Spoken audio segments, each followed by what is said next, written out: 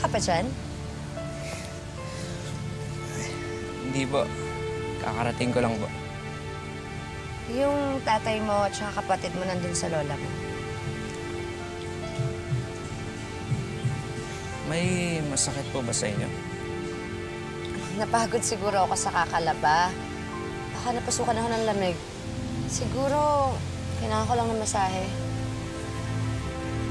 Po?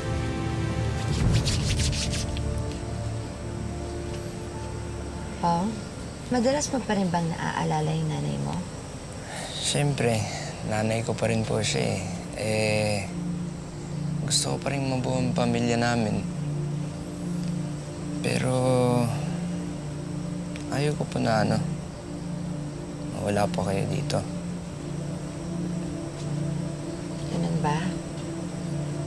Dahil ba hindi ina ang tingin mo sa akin?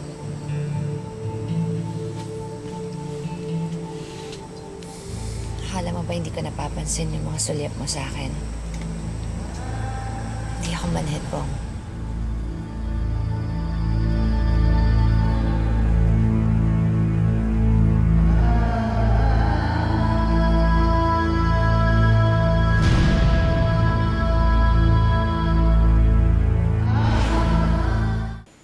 Hindi nga lang yun, kaya nasira ang pag-aaral ko dahil sa relasyon namin na yun, parang develop kami. At naalala ko siya, hindi na ako makapasok.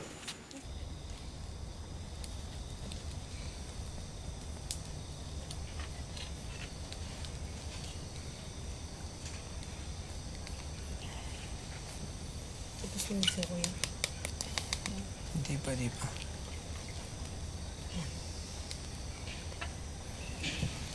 ba dito yan? Sa akin. Kayong dalawa. Hanggat malakas ako, hanggat kaya ko pa magtrabaho,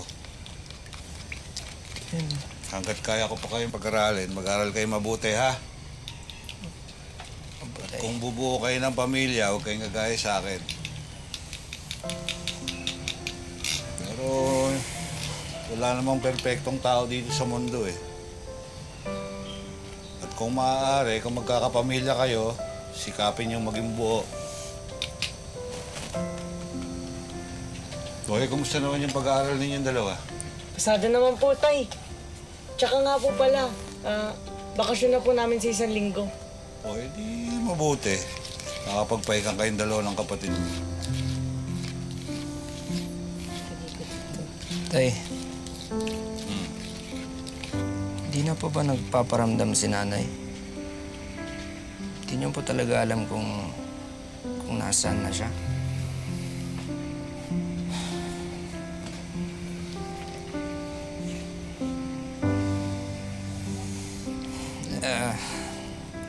Pwede po ba na kina Lola Benning po muna ako tumira? Para masamahan ko po siya, tsaka para may katulong po siya sa bigasan. Bakit naman? May nakaaway ka ba rito? Meron ka iniiwasan? Abay, sige. Bahala ka. Basta walang barkada, ha? Opo, tay.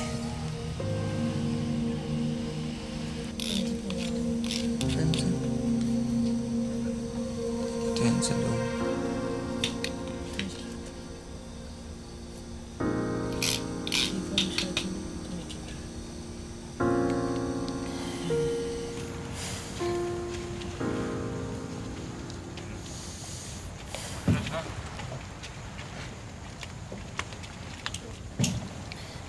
Ano ba talaga ang dahilan ng pag-alis mo?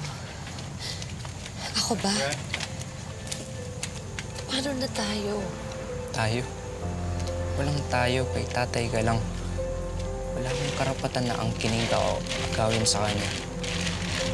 Ayokong magpasira ang relasyon namin ni tatay. Dahil lang sa'yo. Lang? Ganun lang yung tingin mo sa akin. Nakapag-desisyon na po ako. Ayoko na po tumira dito. hindi na muling matukso, nagdesisyon si Mo na tumira muna sa bayan. Pilit niyang kinalimutan si Micaela. Umabot pa sa